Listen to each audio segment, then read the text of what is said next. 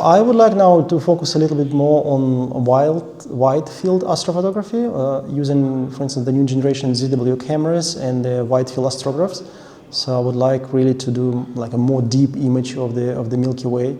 Talking about a wide field astrophotography, for instance, Atacama Desert again is one of the examples where you can practice your hobby in this way, because Milky Way spans like across the whole sky, and unlike here in China, in Atacama Desert, in certain seasons, the Milky Way, the galactic center, you can be visible just almost at zenith.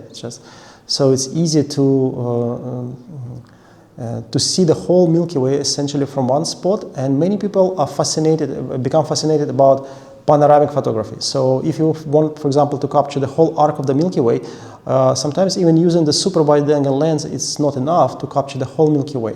So this is why we use a technique which is called panoramic imaging. So when we take several images of the night sky, just rotating your camera, when we're doing some overlap between taking images, and we take images across the whole sky, and then using in the post-processing, we use special software just to combine all those images all together and produce one single image of the Milky Way. So I would say that will be one of the most interesting applications for wide field astrophotography. I saw some of the images. They include two Milky Ways. Yeah, two Milky Ways. It's what we call is a composite image. So you cannot take them image like with one single shot.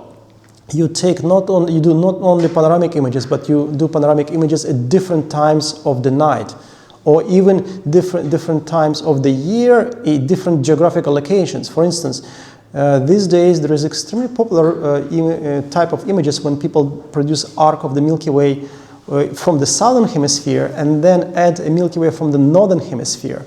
So the way it's done, typically a photographer first take images at one of the locations, and then he travels to another location. So which means like the image definitely was not taken during the same night. It's different nights and maybe different seasons, but then in the post-processing it combines those two images in one single, that's why we call it composite image.